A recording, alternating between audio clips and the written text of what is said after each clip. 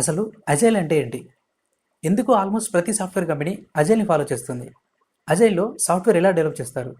Agile advantages ఏంటి, disadvantages ఏంటి? ఈ వీడియోలో క్రిస్టల్ క్లియర్గా తెలుసుకుందాం. Welcome to BAQA career Telugu. What is agile? Agile is an iterative and incremental software development methodology where requirements can change throughout the software development process. ఈ డెఫినేషన్ని కంప్లీట్గా అర్థం చేసుకోవాలి అంటే ఈ 3 వర్డ్స్ గురించి క్లియర్గా తెలుసుకోవాలి. అవి iterative, incremental and requirements can change. మొదటగా ఇటరేటివ్. ఇటరేటివ్ అంటే సేమ్ ప్రాసెస్ రిపీట్ చేయడం. అది ఎలా అంటే ఎజైల్ మెథడాలజీలో సాఫ్ట్వేర్ మొత్తం ఒకేసారి డెవలప్ చేయం. దానిని చిన్న చిన్న ఫీచర్స్ లాగా డివైడ్ చేసి డెవలప్ చేసి షార్ట్ స్పాన్ ఆఫ్ టైంలో డెలివరీ చేస్తాం. ఫర్ ఎగ్జాంపుల్, ఒక బిజినెస్ ఓనర్ మన సాఫ్ట్వేర్ కంపెనీకి ఒక ఆన్లైన్ షాపింగ్ అప్లికేషన్ డెవలప్ చేయమని రిక్వైర్మెంట్స్ ఇచ్చాడు అనుకుందాం. ఆ కంప్లీట్ సాఫ్ట్వేర్ డెవలప్ చేయడానికి అప్రాక్సిమేట్లీ మనకి 1 year టైం పడుతుంది అనుకుందాం.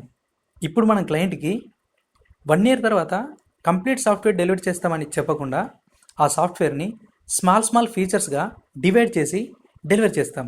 ఎగ్జాంపుల్కి అప్లికేషన్లోనే login, product search, wish list, add to cart, payment, order tracking ఫీచర్స్ని డివైడ్ చేస్తాం.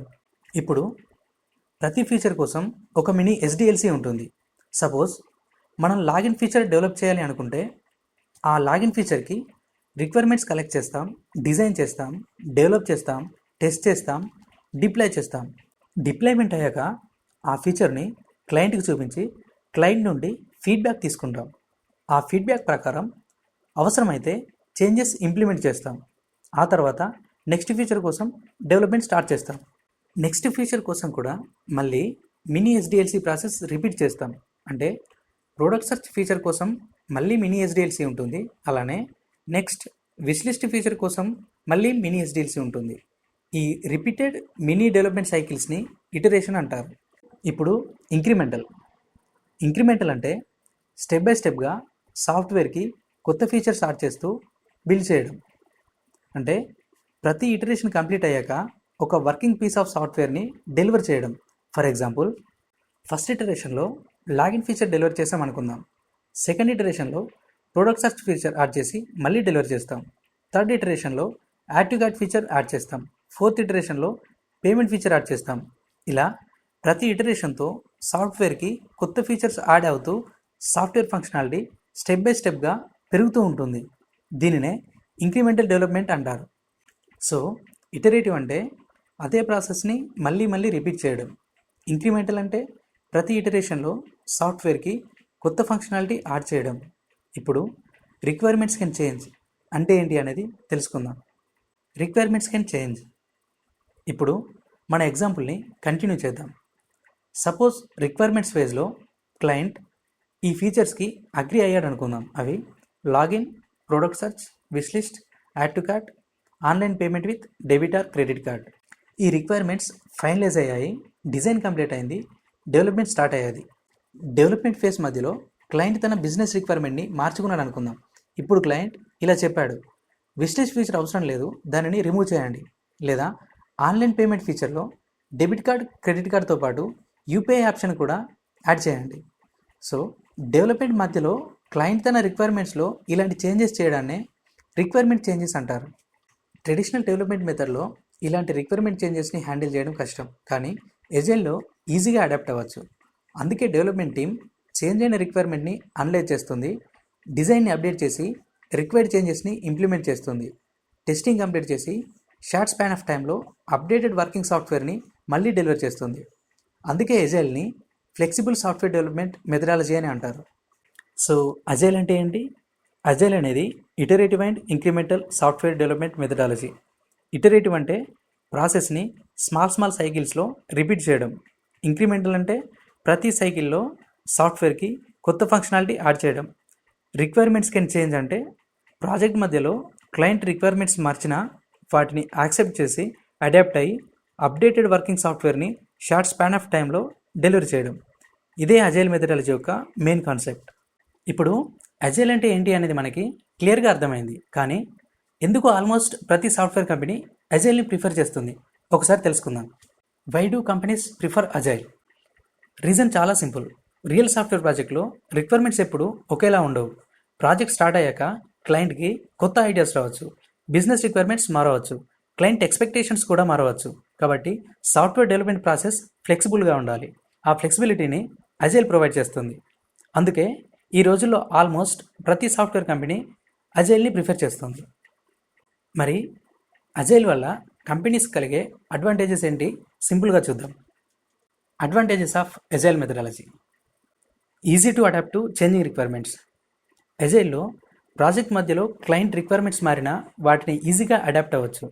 కొత్త ఫీచర్ యాడ్ చేయాలన్నా, ఎగ్జిస్టింగ్ ఫీచర్ మాడిఫై చేయాలన్నా డెవలప్మెంట్ టీమ్ ఆ చేంజెస్ని ఈజీగా ఇంప్లిమెంట్ చేయగలుగుతుంది. Faster releases. అజైల్లో సాఫ్ట్వేర్ మొత్తం కంప్లీట్ అయ్యే వరకు వెయిట్ చేయాల్సిన అవసరం లేదు. వర్కింగ్ ఫీచర్స్ని షార్ట్ స్పాన్ ఆఫ్ టైంలో రిలీజ్ చేస్తారు. కాబట్టి క్లయింట్ సాఫ్ట్వేర్ని ఎర్లీగా యూజ్ చేయడం స్టార్ట్ చేయవచ్చు. Better client satisfaction. అజైల్లో client satisfaction చాలా ఇంపార్టెంట్. ప్రతి ఇటరేషన్ తర్వాత క్లయింట్ ఫీడ్బ్యాక్ తీసుకొని సాఫ్ట్వేర్ని ఇంప్రూవ్ చేస్తారు. కాబట్టి ఫైనల్ ప్రోడక్ట్ క్లయింట్ ఎక్స్పెక్టేషన్కి చాలా దగ్గరగా ఉంటుంది. Better communication. BAs, developers, test engineers, product owner మరియు క్లయింట్ మధ్య రెగ్యులర్గా కమ్యూనికేషన్ ఉంటుంది. కాబట్టి మిస్అండర్స్టాండింగ్స్ తక్కువగా ఉంటాయి. ట్రాన్స్పరెన్సీ. ప్రాజెక్ట్ ప్రోగ్రెస్ని రెగ్యులర్గా క్లయింట్కి చూపిస్తారు. కాబట్టి ప్రాజెక్ట్ ఏ స్టేజ్లో ఉందో అందరికీ క్లియర్గా తెలుస్తుంది. Better project control.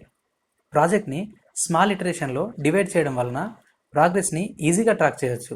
దీనివల్ల రిస్క్ని ఎర్లీ స్టేజ్లోనే ఐడెంటిఫై చేసి మేనేజ్ చేయవచ్చు. Faster return on investment. Working ఫీచర్స్ని ఎర్లీగా రిలీజ్ చేయడం వల్ల క్లయింట్ సాఫ్ట్వేర్ని ముందే యూజ్ చేయడం స్టార్ట్ చేస్తాడు. దీనివలన బిజినెస్ బెనిఫిట్స్ కూడా ఎర్లీగా స్టార్ట్ అవుతాయి. Fail fast. అజైల్లో డిఫెక్ట్స్, డిజైన్ ఇష్యూస్ లేదా రిక్వైర్మెంట్ ప్రాబ్లమ్స్ ఎర్లీ స్టేజ్లోనే ఐడెంటిఫై అవుతాయి కనుక ప్రాబ్లమ్స్ని ఎర్లీగా ఫిక్స్ చేయవచ్చు. దీనివలన టైం మరియు కాస్ట్ రెండూ సేవ్ అవుతాయి. Disadvantages of agile methodology: continuous customer involvement required. అజైల్లో కస్టమర్ రెగ్యులర్గా ఫీడ్బ్యాక్ ఇవ్వాలి. కస్టమర్ ఇన్వాల్వ్మెంట్ లేకపోతే ప్రాజెక్ట్ డైరెక్షన్ అఫెక్ట్ అయ్యే అవకాశం ఉంటుంది.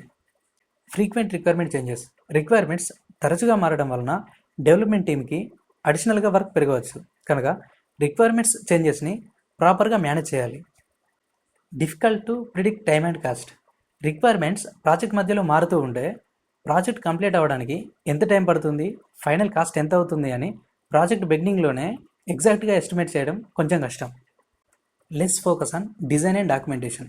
అజైల్లో మెయిన్ ఫోకస్ వర్కింగ్ సాఫ్ట్వేర్ మీద ఉంటుంది కనుక ట్రెడిషనల్ మెథడ్తో కంపేర్ చేస్తే డిజైన్ మరియు డాక్యుమెంటేషన్ కొంచెం తక్కువగా ఉండొచ్చు.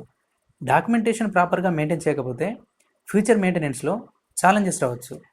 Difficult to manage large and complex projects. Small మరియు మీడియం సైజ్ ప్రాజెక్ట్స్కి అజైల్ చాలా బాగా వర్క్ చేస్తుంది. కానీ multiple teams, thousands of requirements and dependencies ఉన్న లార్జ్ మరియు కాంప్లెక్స్ ప్రాజెక్ట్స్ని మేనేజ్ చేయాలంటే డిఫికల్ట్గా ఉంటుంది. Experience team required. అజైల్లో టీమ్ మెంబర్స్ ఫాస్ట్గా డెసిషన్ తీసుకోవాలి. రిక్వైర్మెంట్ చేంజెస్ని అనలైజ్ చేసి డిజైన్, డెవలప్మెంట్, టెస్టింగ్ క్విక్గా కంప్లీట్ చేయాలి. కనుక అజైల్ సక్సెస్ఫుల్గా ఇంప్లిమెంట్ చేయాలంటే ఎక్స్పీరియన్స్ టీమ్ ఉండాలి. సో ఈ వీడియోలో మనం అజైల్ గురించి కంప్లీట్గా తెలుసుకున్నాం. కానీ అజైల్ అనేది ఒక మెథడాలజీ మాత్రమే. అజైల్ని రియల్ ప్రాజెక్ట్లో ఇంప్లిమెంట్ చేయడానికి చాలా ఫ్రేమ్వర్క్స్ ఉంటాయి. వాటిలో మోస్ట్ పాపులర్ స్క్రమ్. నెక్స్ట్ వీడియోలో స్క్రమ్ అంటే ఏంటి, ఎలా వర్క్ చేస్తుంది అని కంప్లీట్గా తెలుసుకుందాం.